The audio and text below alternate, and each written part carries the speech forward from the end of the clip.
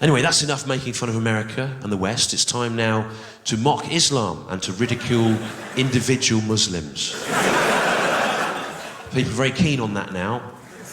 In comedy, there was a big piece in the Daily Mail in December by Jan Moyer saying there's not enough anti-Islamic stand-up in Britain at the moment. Of course, they're very keen on balance at the Daily Mail. It's been a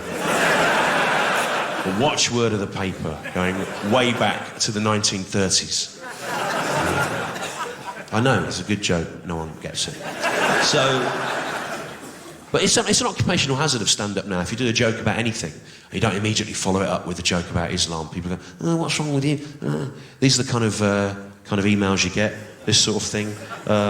Dear BBC, I enjoyed Stewart Lee's making fun of Chris Moyles on TV last night, and I look forward to him mocking the Prophet Muhammad in the same way next week. Yours, Norris McWhirter. Nuremberg. Another one here. Dear BBC, I enjoyed watching Stewart Lee making jokes about crisps last night. But I doubt we will be seeing him having a go at any Muslim snacks in the near future. On the politically correct BBC, it appears there's one law for crisps. And quite another for those mini poppadom things that they sell in Marks and Spencer's. Yours, Norris McWhirter. Argentina, yeah. Well, it's a later postmark. So, I know, I don't get it. It's time... So time to ridicule a Muslim now, in accordance with the Daily Mail's demands.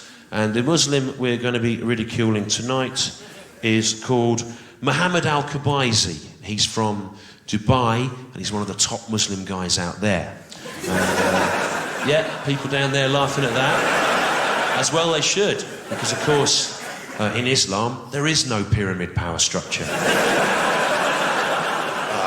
It's a succession of imams all with equal power. So the idea of a top Muslim is... Anyway, this is what he said, Mohammed Al-Kabaizi, about bin Laden being buried at sea. He said, they can say they buried him at sea, but they cannot say they did it according to Islam. Sea burials are permissible for Muslims in extraordinary circumstances only, and this is not one of them. Let's have a quick recap on those circumstances. Osama bin Laden was shot in the face at point-blank range in front of his family after a possibly illegal American incursion into Pakistani airspace following a 10-year campaign to bring him to justice for flying two hijacked, fully laden passenger aircraft into the World Trade Center, killing literally thousands and thousands of people. What has made this Mohammed Al-Kabaizi so jaded that this does not fit his definition of extraordinary circumstances? What a jaded man, Sheffield. Not the sort of man you'd want to have to organise a surprise birthday party for. So that's a Muslim ridiculed. Time now for some anti-Islamic stand-up. Jan Moyer in the Daily Mail says there's not enough stand-up about Islam. There's loads, actually, if you think about it. Roy Chubby Brown, your spiritual king in this region. He goes round and round doing loads, and Tim Minchin's done stuff about Islam to stadiums full of people. And of course, there's dozens of British comics of an Islamic background talking about it all the time, night after night. So I think there's so much stand-up about Islam. I don't really know what to bring to the table. So what I've been trying to do on this tour is something that's not been done before. I've been trying to do observational comedy, yeah? That's kind of BBC One, ITV One sort of, oh, look at that kind of stuff. I've been trying to do observational comedy of a specifically anti-Islamic bent, yeah? Anti-Islamic observational comedy. I've had some good reviews for that, you know, people going, oh, brilliant. Like Islamophobic Michael McIntyre, that was good. Superb, the John Bishop of cultural relativism. So, here we are now, Sheffield, with some anti-Islamic observational comedy, anti-Islamic observational comedy, observational comedy.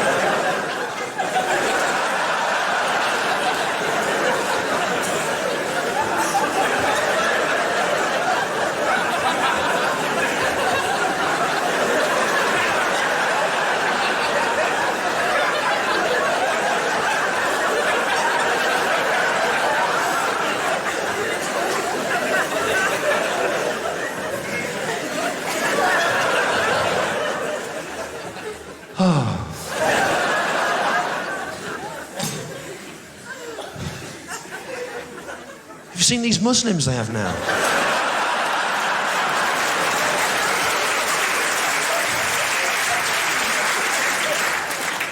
It's the end of that bit.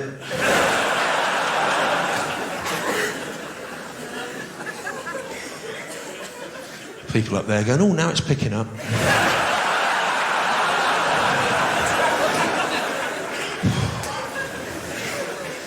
I've got 3 anti-Islamic one-liners now that I'm hoping to sell on to Roy Chubby Brown. Here they are. Hey, you know we're 1 in 2 kids born in Britain today. It's called Mohammed, and that's just the girls. I've not got the exact figures.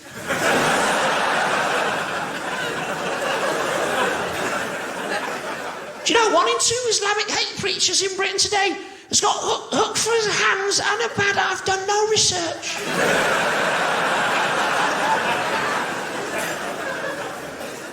You know, 1 in 2 people claiming to be a spokesperson for the entire British Muslim community is in fact the unelected leader of a non-democratic special interest fringe group given ideas above its station by a misguided new Labour community bridge building initiative. Some laughs, a lot of people going, what was that? What was that supposed to be? Tell you what that was, my coming era friends. That was the best joke about Islam in Britain anyone's ever done. That's what that was. It was even-handed, it was informed. It's what you say you want, isn't it? You go, do stuff about Islam. I just did. Not like that, Stu. Not where you have to know anything. When we said do stuff about Islam, we meant make fun of their hats.